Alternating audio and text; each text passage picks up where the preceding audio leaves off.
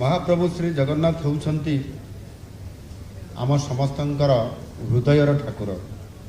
रथ यात्रा केवल पुरी नुहे, सारा ओडिशा सारा विश्वर जगन्नाथ प्रेमींकर पाई ये सबुठारु अत्यंत पवित्र दिन। महाप्रभुंक रथ यात्रा उपरे सारा विश्वर नजर रही।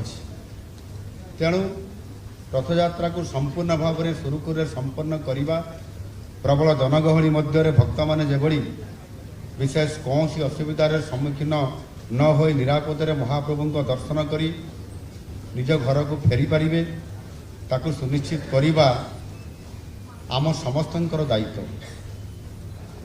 यही सुरक्षित रथ यात्रा केवल एक सरकारी ये केवल कर्तव्य नुहे, यह मध्य आमर नैतिक दायित्व मध्य।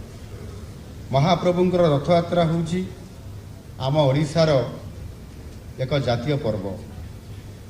तेणु महाप्रभुंक आशीर्वाद नहीं आमर बुद्धि ज्ञान दक्षता और अभिज्ञता सबको एकाठी करी समर्पण मनोभाव नहीं समस्त विभागर अधिकारी और कर्मचारी माने यही महाप्रभुंकर एवं कर्मचारी माने एवं महाप्रभुंकर सेवक माने समन्वय रक्षा करी रथयात्रा परिचालना करने उचित, जहा द्वारा चलित वर्ष रथयात्रा त्रुटिशून्य भावे समापन हो पारिबो।